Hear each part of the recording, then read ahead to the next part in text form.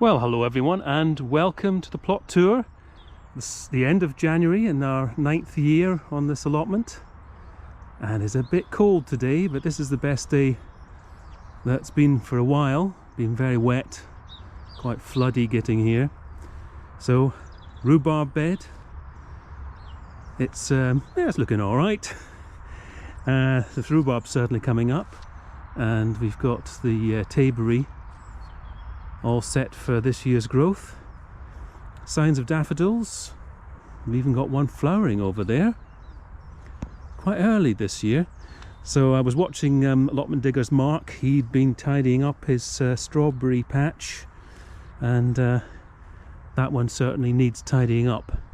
There's quite a few runners in there that I can move over here to keep the blueberries, or what's left of them, in company.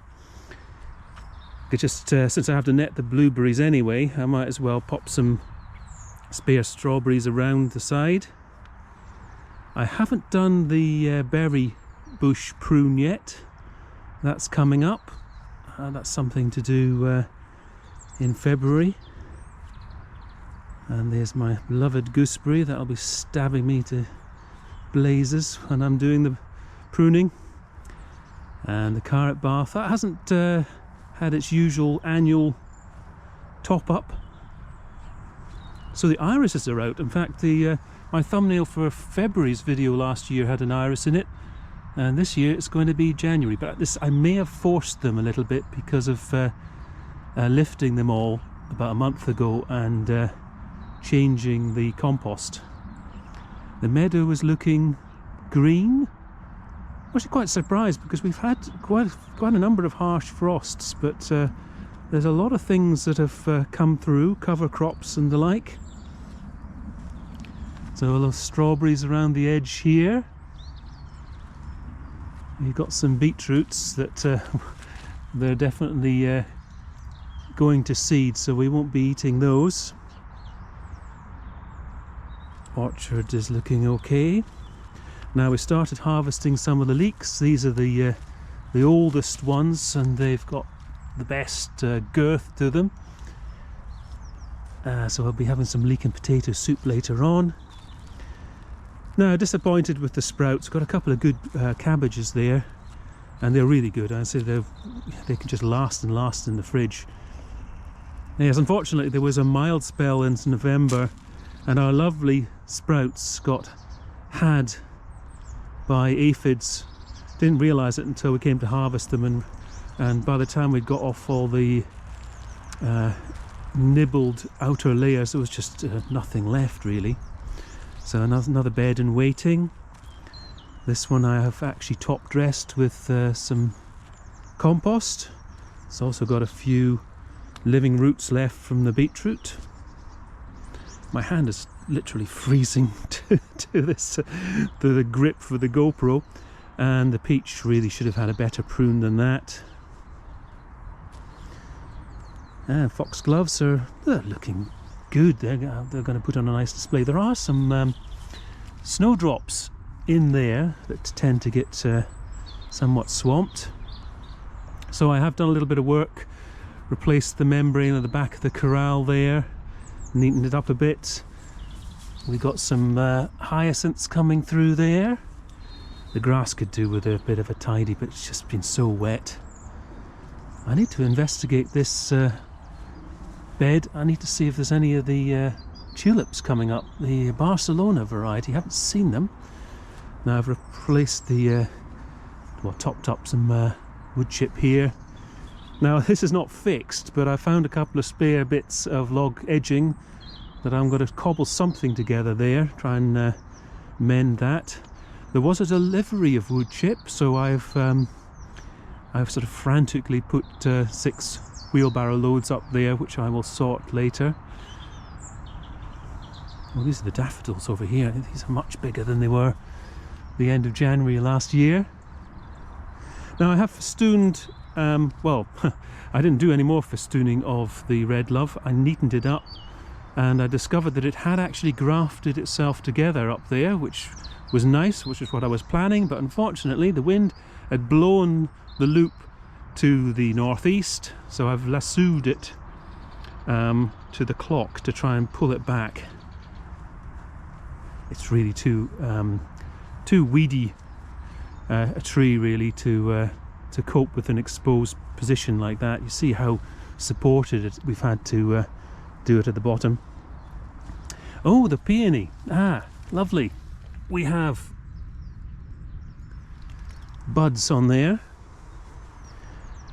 But mind you, we've got frosty weathers coming, so hopefully it won't knock it back too much. I haven't moved the dahlias yet into this area, which is another reason why I'm not too concerned about finishing off the wood chip in a neat manner. Lots of spring bulb life going on in there. And the rosemary, flowering away. Any little insects coming out early, they will have something to feast on. Oh, we've got some tulips down here. That's good. I've pruned the rose, not as thoroughly as I probably should have done, but I do like to have a well-established rose. Lots of tete-a-tete daffodils coming up in. Well, this one's not performing as well. I'll have to take the net off at some point quite soon. And the raspberries, they have been pruned down and mulched, and I think in amongst all the autumn ones I found the Glencoe summer raspberry, which absolutely hates me for putting it there. It never does well. And if you ever wondered whether autumn raspberries and summer raspberries got on, there's my experiment. They don't. Certainly not at close quarters like that. So we usually get some spring bulbs coming up in here. Don't see any crocuses or anything yet. So we got the in situ compost going on in the sweet corn area. And oh, if I'd been early enough, thought I would have dug up some parsnips to have laid out here. Some really good parsnips so far. Some very late garlic that we put in there is finally showing signs of life. Here's a bed in waiting. It's got some cover crops in there. Some beans and various grasses. Now this is what the garlic should look like. And typically for this time of year it's got the yellow tips, and I've got the cover crops down the middle that has sort of been knocked back a little bit. Now here's the odds and sods bed with various things like elephant garlic in its second year, some beetroot that is just now a living root in the ground. And all the fruit trees have had their prunes, and honeysuckle's still alive here. It's good to see. And we've got spring bulbs popping up.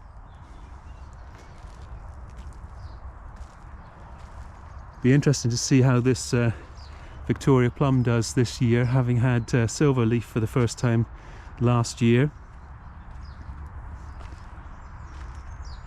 Oh, there's some sage. We've got various herbs dotted around the perimeter of the orchard. Got this rogue foxglove that I just let do its thing. And Waldo, the thornless blackberry, on my makeshift obelisk.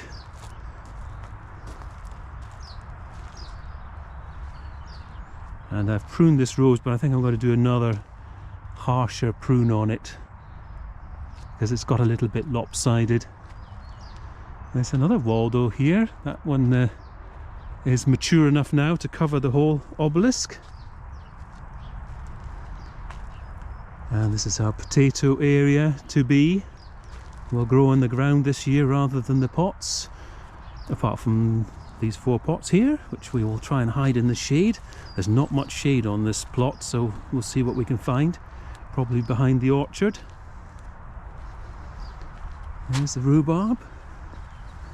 That's probably the furthest on crown. So this is the, we think, what was it? Trying